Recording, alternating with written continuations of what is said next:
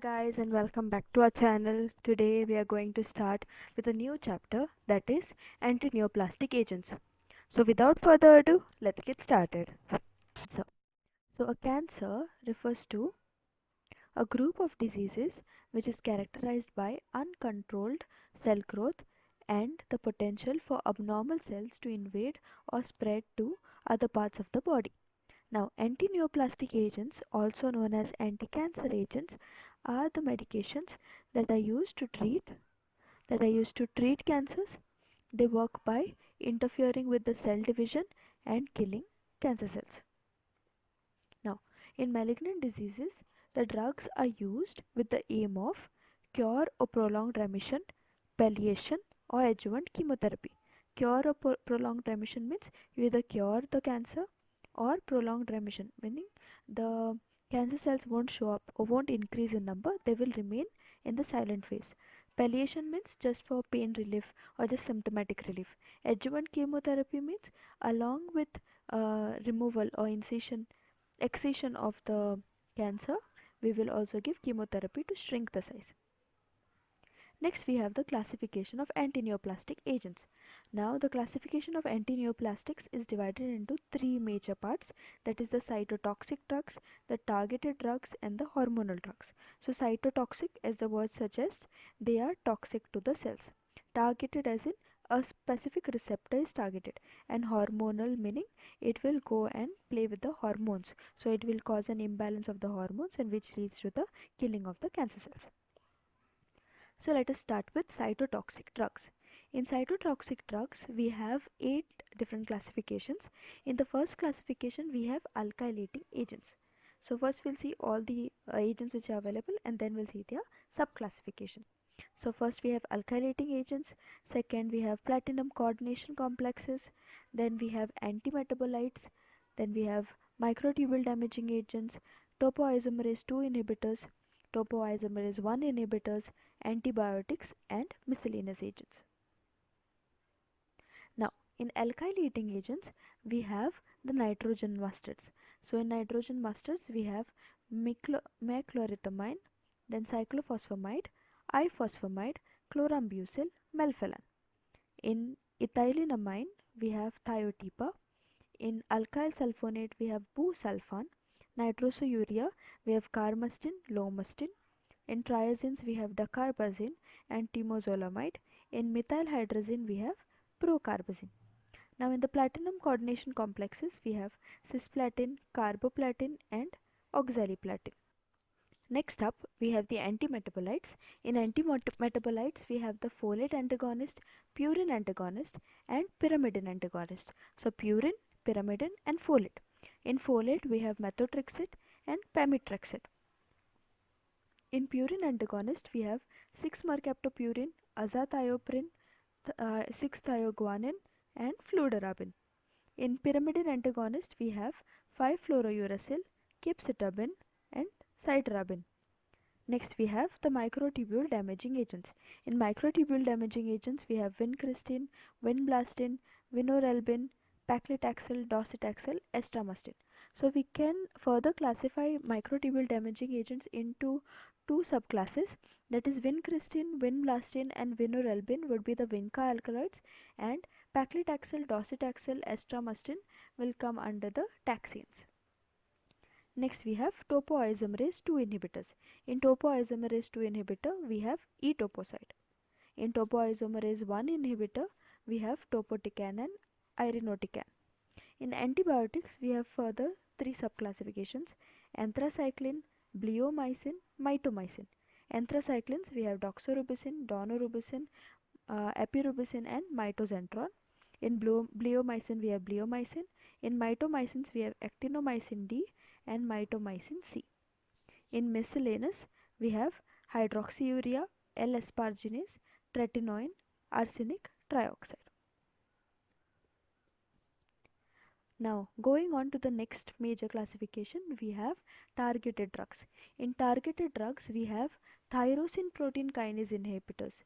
So, TPKI, that is tyrosine protein kinase inhibitors, or TKIs, we have imatinib, nilotinib. Then in EGF receptor inhibitors, we have gefitinib, erlotinib, cetuximab. In angiogenesis inhibitors, we have bevacizumab and sunitinib. Then in proteasome inhibitors, we have bortezomib. In unarmed monoclonal antibodies, we have rituximab and trastuzumab. Next, moving on to the hormonal drugs. In hormonal drugs, we have progestins, that is hydroxyprogesterone acetate, estrogens, that is phosphestrol and ethinyl estradiol. In selective estrogen receptor modulators, also known as SERMs, we have tamoxifen and toramifen. In selective estrogen receptor down regulators, that is SERDs, we have FAL. Next, we have the aromatase inhibitors. In that, we have letrozole, anastrozole, and exemestane. In anti-androgens, we have flutamide, bicalutamide. In 5-alpha reductase inhibitors, we have finasteride and dutasteride. In GnRH analogs, we have nafarelin, leuprorelin, triptorelin. And glucocorticoids, we have prednisolone, methylprednisolone, and all that. Now, moving on to each and every class. Now, in the alkylating agents, we have the MOE is these produce highly reactive carbonium ion and intermediates which transfers alkyl group to the cellular macromolecules by forming covalent bonds. Now, what they mean to say this is in the guanine molecule in the C7 position, this is the most vulnerable position. So alkylating agents will produce highly reactive carbonium ion intermediates and they will transfer alkyl groups to cellular macromolecules and by forming covalent bonds. Specifically, the C7 position of the guanine is very susceptible. Now, alkylation results in cross-linking or abnormal base pairing or scission of the DNA strand. So, what will happen? Three things: cross-linking, abnormal base pairing, and scission of the DNA strand. Now, cross-linking of the nucleic acid with proteins can also take place. Now, these alkylating agents also have cytotoxic and radiomimetic like ionizing radiation action. Most are cell cycle non-specific, so they won't depend on a particular cell cycle stage. They will be cell cycle non-specific. Next, we have the nitrogen mustards. In nitrogen mustards, as we had written the names miclorithamine, chlorambucil, cyclophosphamide, we will look at those structures. So miclorithamine, so for miclorithamine, so we'll break the word me, chlor, eth, amine. So what we'll do is, first we will draw a methyl group. Okay, then we will draw mechlorethamine. So there's a amine group, means there will be a nitrogen. Now they said chlorethamine, so there would be two carbons, 1, 2, and then a chlorine. The same mirror image this way, 1, 2, and then a chlorine. So mechlorethamine. Now remember, in most anti-cancer agents, this chain will be common. That is double bond, 2 carbons and a chlorine, or even this one, a nitrogen followed by 2 carbons and then a chlorine. So mechlorethamine is, first we draw the methyl group, then we see the last word, that is amine, so we give a nitrogen here. Then it is chlorethamine, so we will draw ethane and then one chlorine. Ethane, another chlorine. So this is mechlorethamine. Now the uses are Hodgkin's lymphoma and non-Hodgkin's lymphoma. Moving on to chlorambucil. So we'll break the word chlor, am, b, and then ucil. So what we'll do is, we know there is a chlorine, there is an am means there's an amine, b something, and then bucil. So what we'll do is, we said there is a common chain here, so 1, 2, and then nitrogen. So this will be attached to B, as in we'll remember a benzene ring. So we will draw a benzene ring. Then we will give another 1, 2, 3 carbons, and then we will give COOH. Now you remember we said bu, there will be something.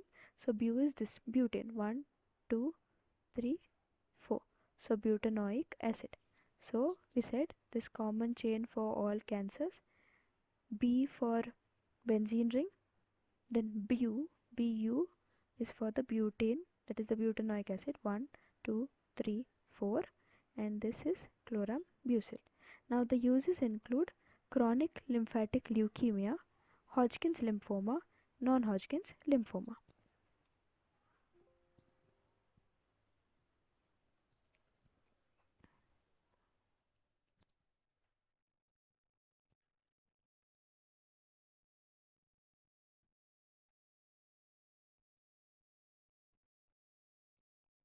Next we have cyclophosphamide.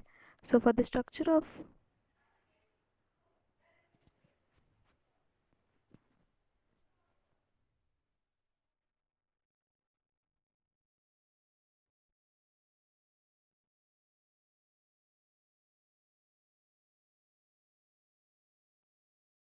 Next we have cyclophosphamide.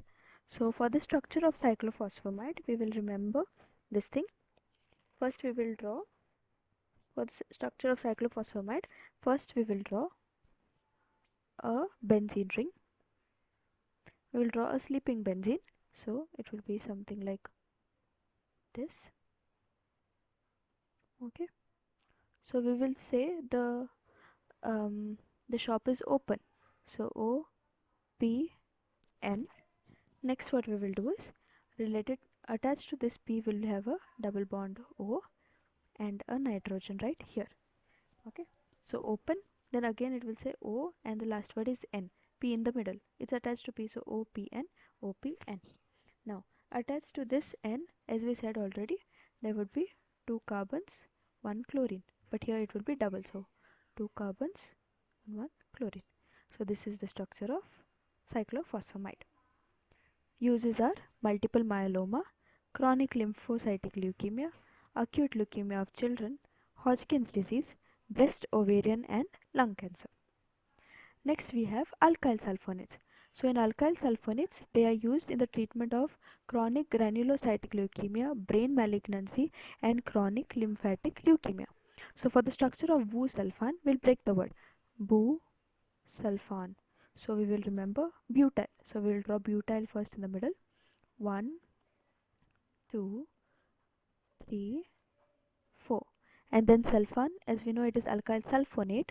So we will give S double bond O double bond O, S double bond O double bond O, and just to end this chain we will give another CH3 right here. So it's a mirror image from here onwards. So this side is equal to this side. So this is the structure of busulfan. Next we have ethylenimine. So ethylenimine we have thiotepa, T-E-P-A. So thiotepa. In thiotepa we have P will be attached to all different things. So it will be 3 nitrogens, 1 sulfur. So nitrogens will have a cyclopropane group attached to the nitrogen. So this is the ethylenimine. It is used in ovarian cancer and in bladder cancer. Next we have nitrosourea. In nitrosourea we have carmustine. So nitrosourea, what do you understand by nitrosourea? Urea would be N C double bond O N H2. This is our urea. Nitroso meaning addition of nitro group. Now what we will do is we will have the same structure, that is C double bond O, N here, another N here, then again attached to this would be 1, 2 chlorine. Here also 1, 2 chlorine. Now to make up the valency we'll give an H here, and since it is nitrosourea we'll give another N double bond O here. So this will give our carmustine. Now uses are multiple myeloma, brain tumors, glioma and Hodgkin's lymphoma. Next we have triazines. Now what do you mean by triazine is there are 3 nitrogens in one line. So it has to be like 2 here, 2 here, 1 is attached here. So this one will have 1 extra and this one will have 1 less. So this is a triazine. So how do we do this is dacarbazine. First we will draw a 5-membered ring with 2 nitrogens and double bonds. Then to this we will give C double bond O NH2, and then here it will be N, double bond N, single bond N, CH3, CH3. Now there is a carbazine, okay, carb and NH2 attached, so this is a carbazine. Then we have this ring and we have an azine, and then we have CH2, CH2 attached here, CH3, CH3, then we have CH3, CH3 attached right here. So the uses are thyroid cancer, neuroblastoma, soft cell carcinoma, and Hodgkin's lymphoma. Next we have methyl hydrazine. In methyl hydrazine we have procarbazine. So procarbazine will be drawn like one benzene ring. Now since it's a hydrazine, this group is a hydrazine. Methyl hydrazine, both the sides we will give a methyl group. And then hydrazine, so procarbazine, so this group right here, and then we'll continue with the normal. So here we will give carbazine, so C double bond O and H, then CH attached with CH3, CH3, and here in the para position we have CH2 hydrazine first and H and H, and then methyl, so methyl hydrazine. So the uses of procarbazine includes glioma and Hodgkin's lymphoma. Now for the synthesis of chlorambucil, first we will draw the structure of chlorambucil. So the chlorambucil structure looks something like this. There is this one, and then there is bute, so 1, 2, 3, 4, and attached here is a nitrogen with 1, 2 chlorine, 1, 2 chlorine. So this is a chlorambucil.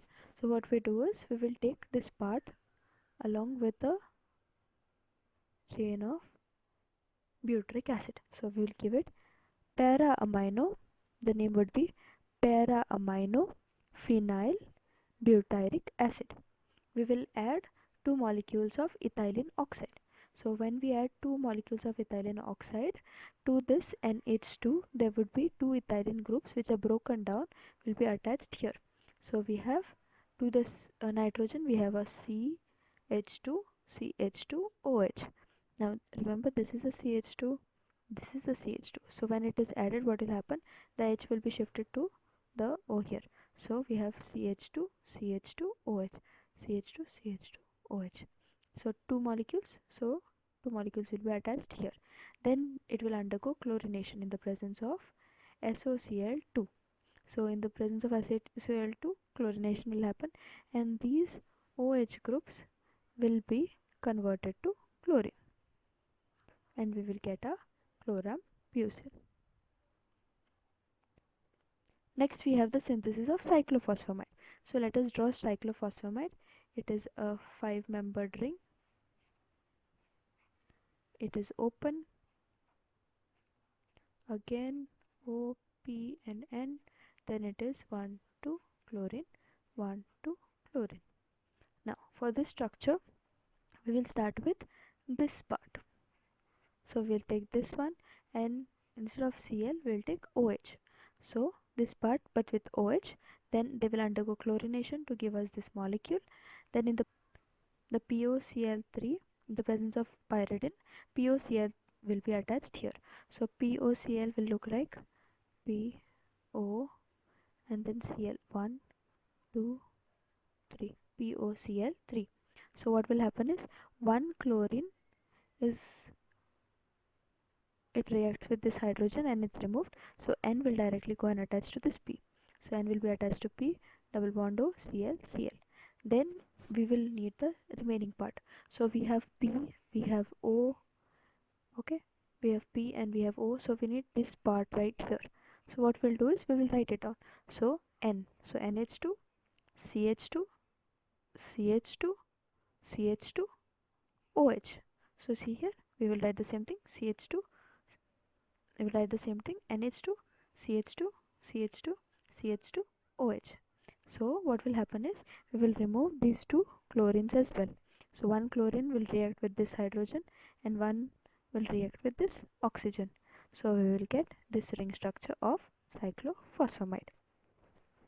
Next we have the folate antagonist. In folate antagonist, what will happen is the MO is they inhibit the high dihydrofolate reductase, that is blocking the conversion of dihydrofolic acid to tetrahydrofluoric acid. Then methotrexate will kill the cells in the S phase, that is a cell cycle specific. It also inhibits time mediated synthase so that DNA synthesis is primarily affected. So for the structure of methotrexate, first we will draw a pteridine ring, that is two benzene rings which are fused to each other. They will be double bonds. Then it will have two nitrogens right here, two nitrogens right here, and to this we will attach two NH2 groups.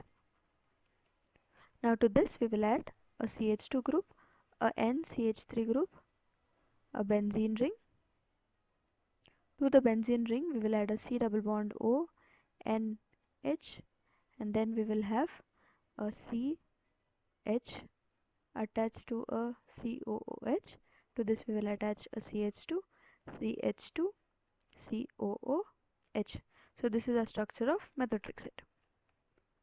Next we have purine analogues.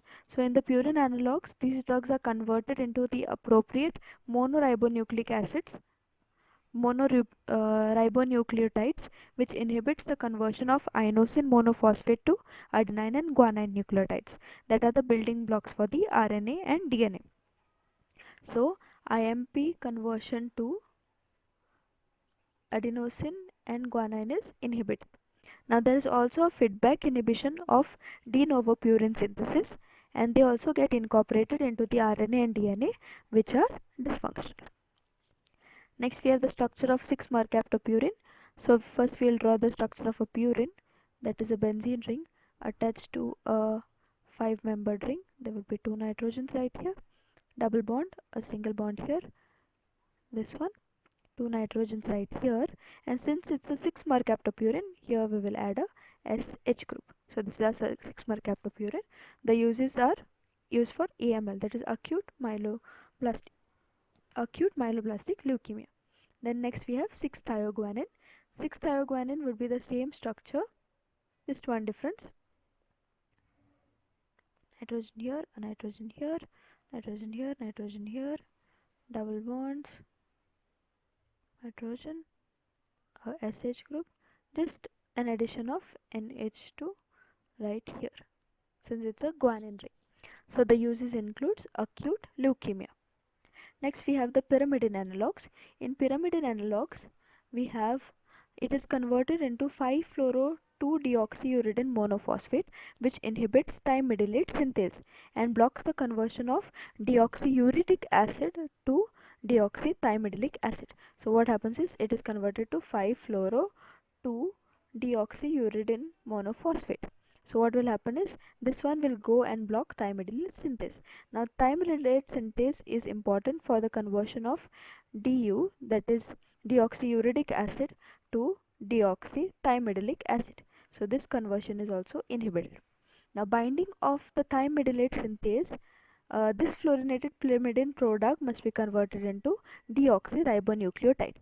The active form of fluorouracil differs from the endogenous substrate only by the presence of 5-fluoro group. So this is the only difference in the endogenous substance which is present in our body and which is present right here in our drug.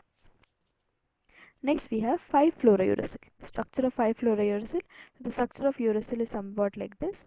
It's a cyclohexane ring with two alternating double bonds of oxygen, two nitrogens present in the ring. To maintain the valency we give it a H and a double bond right here. Now since it's a 5-fluorouracil, this is the 5th position, we give it a fluorine group. So this is our 5-fluorouracil. This is used in colorectal cancer. Now in cytarabine, it's the same thing. We will draw a cyclohexane, two nitrogens, maintain the valency, a double bond O, and instead of a double bond here, we will give it a NH2, a double bond right here and one here, and then we will have a 5-membered ring like this, a hydrogen attached here, OH, a CH2 OH, and then NH here. Here it will be ulta, H and OH. Here also ulta, OH and H. Here there is a H outside. So this is our cytarabine. So the uses include ALL, AML and meningeal leukemia. Next we have the synthesis of methotrexate. So what we do for the synthesis of methotrexate is, first we will draw the structure of methotrexate. That is two fused rings of benzene, nitrogen, nitrogen. So this is a pteridine ring. To this we will add NH2 and H2.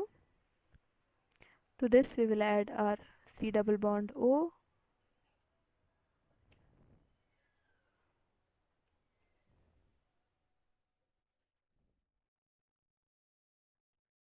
To this we will add our CH, then NCH3.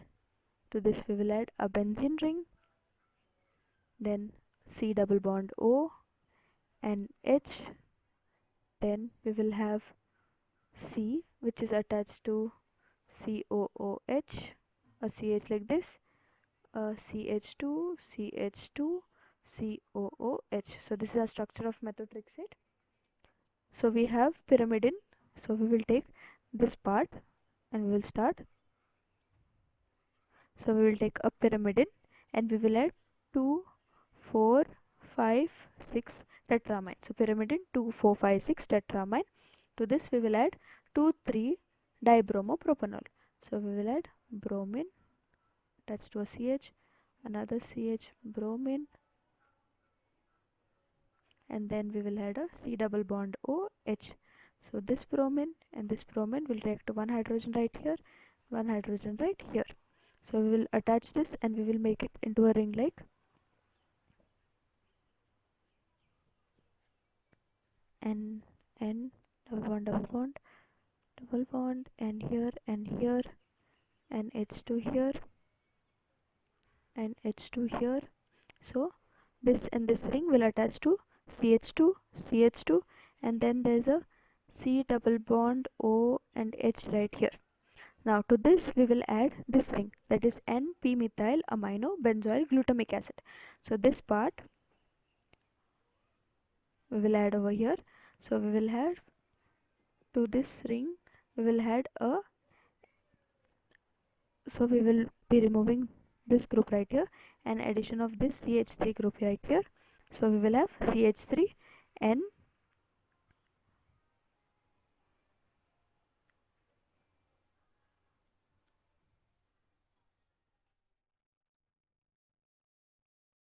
so to this we will convert this into a CH and then we will attach this N directly to the carbon and then along with the CH3. Then we have a benzene ring, as you can see here, benzene ring, C double bond O NH, C double bond O NH. Then we have CH attached to COH, CH attached to COH, and the other line is CH2 CH2 COH. So another CH2 CH2 COH. So this has to be done in the presence of barium chloride, water, and NaOH. So it would be cyclization and dehydration. This will give us methotrexate. Next we have the synthesis of 5-fluorouracil. So we will take the easy route. We will start with uracil and then we will add fluorine right here in the presence of CFCl3, that is trichlorofluoric acid, that is fluory-trifluoromethane, or in this case CFCl3 trifluoromethyl hypofluoride. We will get fluorouracil. This hydrogen will be replaced with this fluorine right here. So that's all we had for today. I hope you all enjoyed the class. I hope it was very informative. I hope I was able to make your difficulties easier. I hope the structure of methotrexate did not scare you all. So on that note, this is the end of the class. I hope you all enjoyed it. If you like the video, please like the video, share it to your friends, and subscribe to our channel for such videos. We will be coming very soon with our next video.